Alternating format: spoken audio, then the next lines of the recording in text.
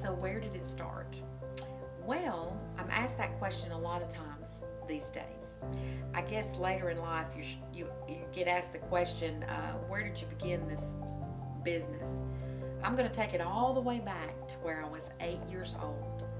I would gather things out of my bedroom and put them on a TV tray.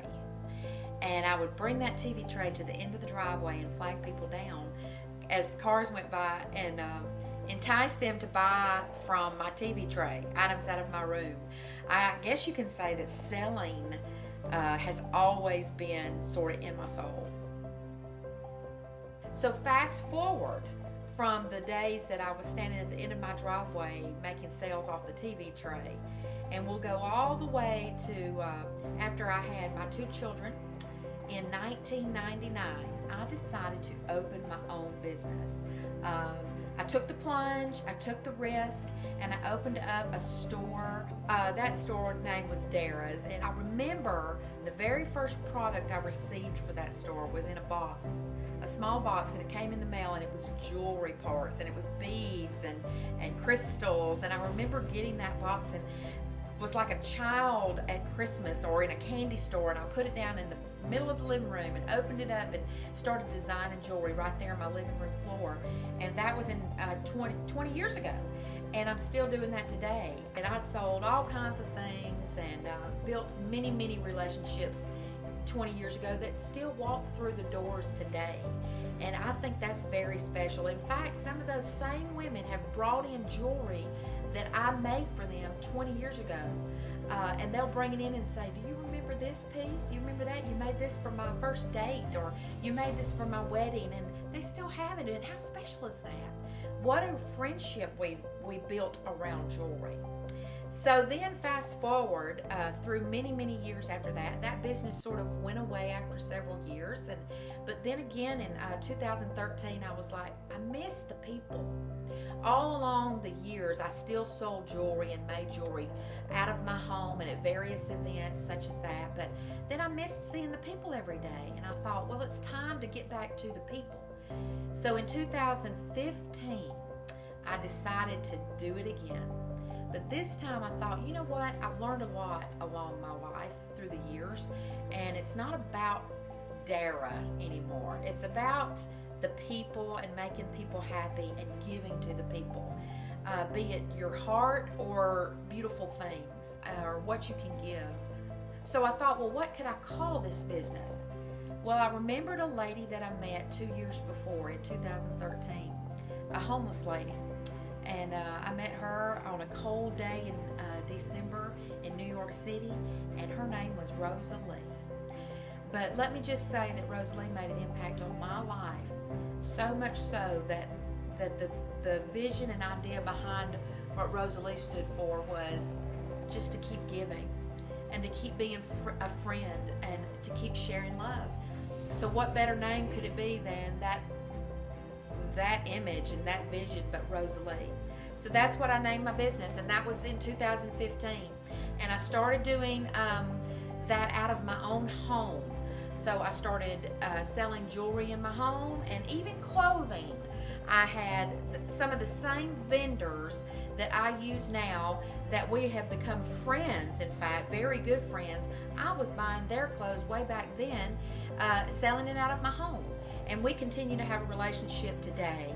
So then, after about a year of being in my home, I decided, well, you know what, it's time. I think it's growing, and I didn't even know it was going to grow like that. And all of a sudden, I wake up one day, and I don't need all these people in my home anymore. I need them to come to a store.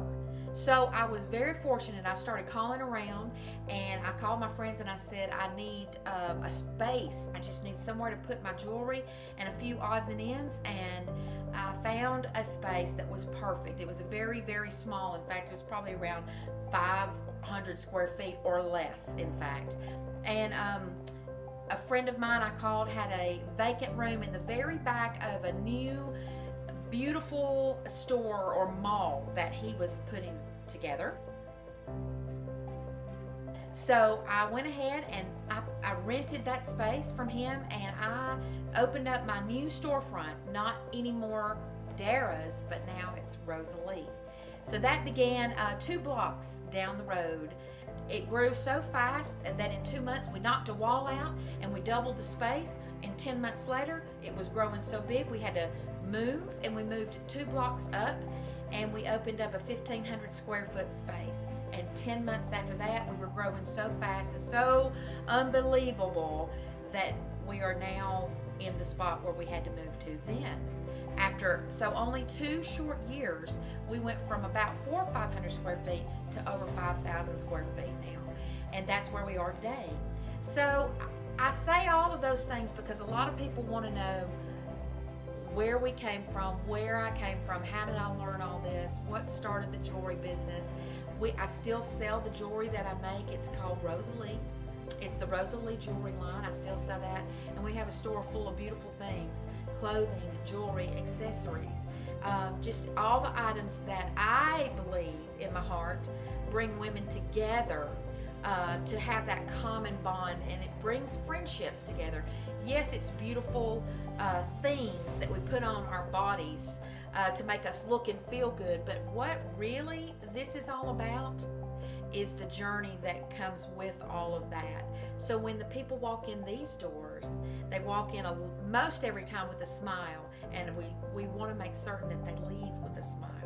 And in between that time, it's us becoming friends, not just customers. It's not where we just stand at the register and ring them out, but it's us beginning to share love with them, just like Rosalie did with me the day we talked for the first time.